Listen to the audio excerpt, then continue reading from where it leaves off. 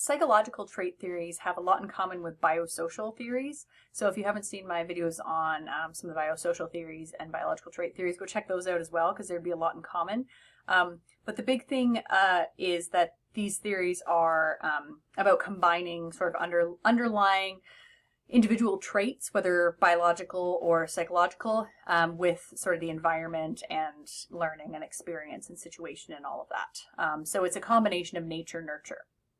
So one such psychological trait theory is psychodynamic theory, which is brought to us by Freud. What you've probably heard from Freud before is the idea of the id, the ego, and the superego. So this is sort of how he saw everybody's personality as being made up of these three components. The id being the I want it, I want it, I want it, I want it now. It's essentially the unconscious biological drive for instant gratification.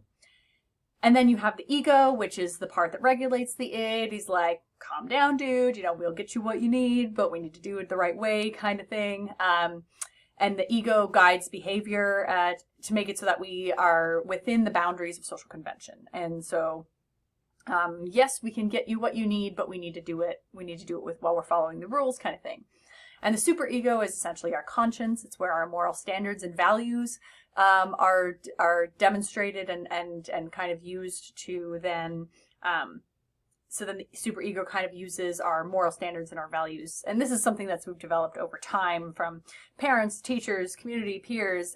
All of those learning processes have created, what our conscience ends up being. And that superego then essentially tells the ego to control the id. And so it says, ego, take care of that guy. And it kind of tells the ego what to do to control the id. And so essentially the superego directs the person to behave morally and responsibly, even if it might not be pleasurable, and even if we might not be able to get those things that the id wants, it kind of keeps us in check. And so we can see the connection to criminality here because, if we have an overactive id, a weak superego or a weak ego, that can lead to more impulsive, aggressive behaviors, which can lead to more criminal behaviors.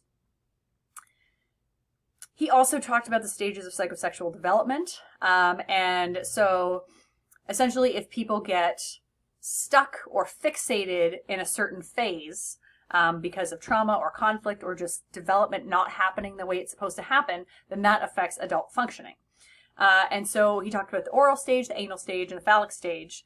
So the oral stage is the first 18 months. So you have babies that, suck and bite and they put everything in their mouths. So the focus of sexual attention is around the mouth. So everything with the psychosexual development, everything is about sex. And so what happens basically then is if there is a problem during the oral stage, then the problems that we see in adulthood that come from that could be things like smoking, drinking, biting your nails, anything, where the focus is on the mouth. Personalities that can kind of come from this can kind of go one of two ways, depending on what the problem was, what the conflict or trauma was. But either we see somebody who is, very dependent, gullible, a follower, or you have like a pessimistic and aggressive person. So either one of those personalities can develop if there's problems during the oral stage. The anal stage is 18 months to 3 years, give or take. And that's now the focus of sexual attention is on eliminating bodily waste. So it's the pleasure of pooping, essentially. And so problems kind of here can cause one of two personalities. Either you have a personality that's obsessed with cleanliness, perfection, control of the environment. So if somebody says, you're being really anal about that, that's what that kind of is referring to. Or it can go the opposite way and lead to somebody who's like super messy and disorganized. And so it can go either way. The phallic stage is about ages 3 to 6, where the focus of sexual attention is now on the genitals. This is also when the Oedipus complex occurs. And so very briefly, Oedipus complex is essentially, and Freud only cared about the boys, so he didn't talk about the girls. But boys fall in love with mommy, and then they, because they fall in love with mommy, this becomes a sexual love. And then that means that, now I hate daddy because I'm jealous of daddy because daddy gets to be with mommy when I want to be with mommy. And then that creates that Oedipus complex, which then they also fear the father, they have that fear of castration, and that because I am now a threat, and so daddy is going to castrate me, so I'm no longer a threat to take mommy away from him, and so then this basically, once the child gets through this complex, they actually then develop a stronger bond with the father, because then they now identify with the father, and that bond becomes stronger there. Although Freud didn't talk about it, other people have then applied this to girls in what's called the Electra complex. And so the Electra complex is the same idea, except it's with girls, and girls fall in love with daddy, hate mommy, but then part of what makes them come around and have that stronger bond with mommy after they get over it is also the realization that they can have their own baby. And so then once they understand that they could have their own baby when they're grown up, then that kind of helps them get through that as well. So this is also so the phallic stage is also where we're going to see the development of the child, and they're starting to develop their sexual identity as either male or female. So they're starting to understand there's differences between males and females, and they start to create their own identity. So if we have problems here, then you could have personality changes in adulthood. Either you could have something like sexual deviance, which could either go in the way of overindulgence or avoidance. It could go either way, again, depending on what the problem or trauma was during the phallic stage. Also, this could cause a weak or confused sexual identity.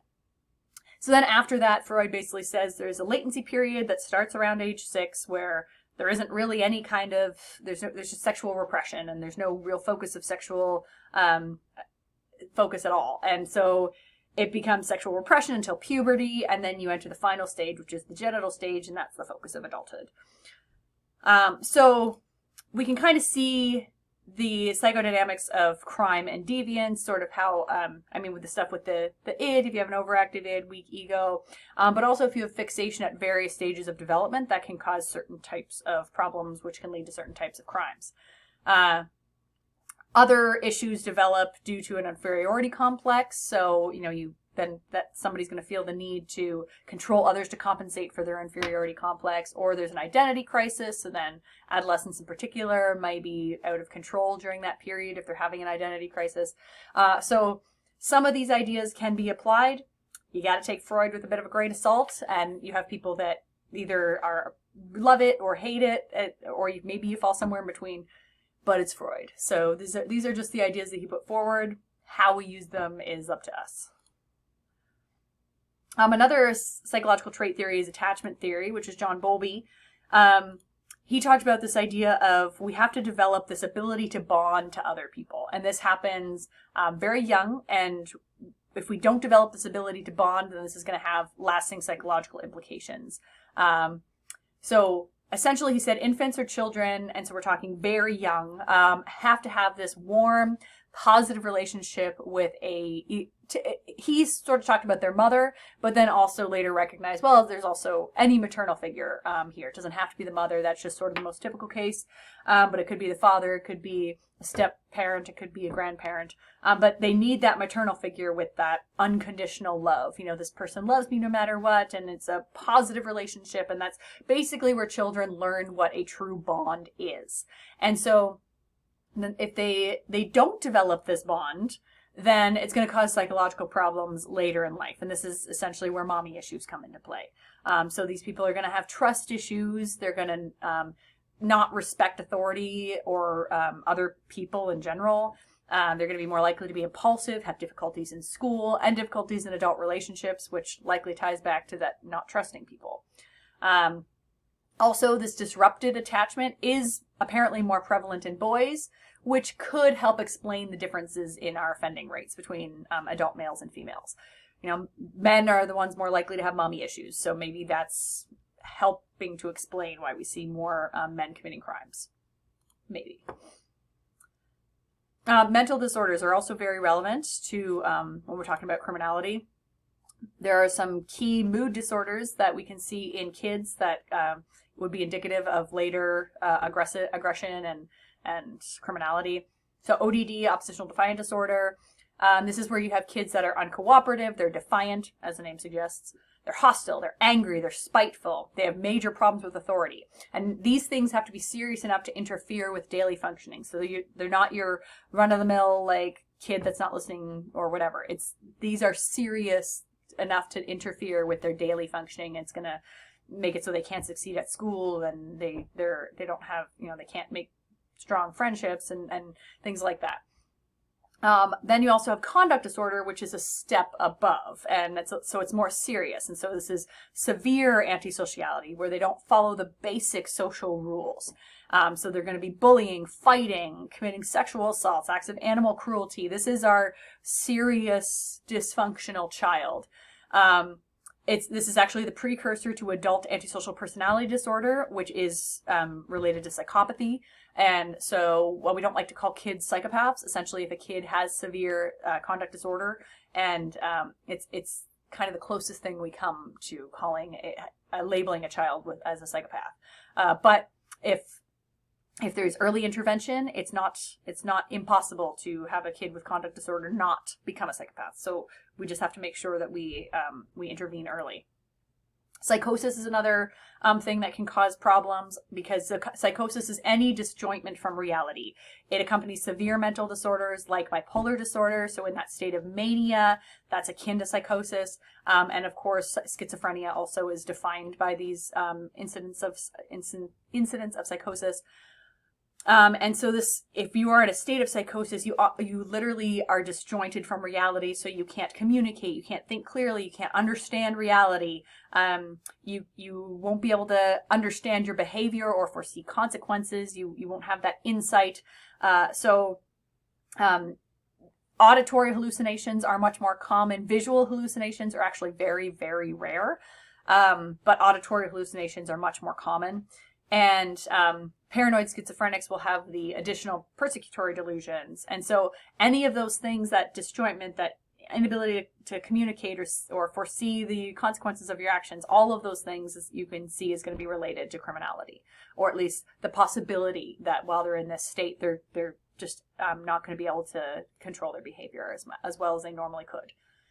And there's certainly a relationship between mental disorders and criminality, but it's unclear whether the mental disorders are actually direct causes of crime or violence, or maybe there's something else that can be causing both the mental disorder and criminal behavior. So something like childhood trauma or abuse or neglect, that could cause both mental disorders and criminal behavior. And so, but it is true, though, that even if it's a spurious relationship, it is still true that there's a disproportionate amount of offenders that suffer from mental disorders. So if we look at the offender population, it's a larger proportion of offenders that suffer from mental disorders, and typically it's not uncommon for there to be more than one mental disorder. If we compare that to the general population, it's much higher amongst the offender population. So there is a connection there, but part of that could be because mental disorders could increase the likelihood of arrest and conviction, because there's still that stigma, and people are afraid of people with mental illnesses. And so there is that idea that this is a dangerous person and we need to, lock them up. And so people with mental disorders are more likely to be arrested by police. They're more likely to be convicted, and then they're more likely to receive longer sentences. So that could be part of this connection between mental disorders and crime as well, if we're just looking at the connection to the criminal justice system.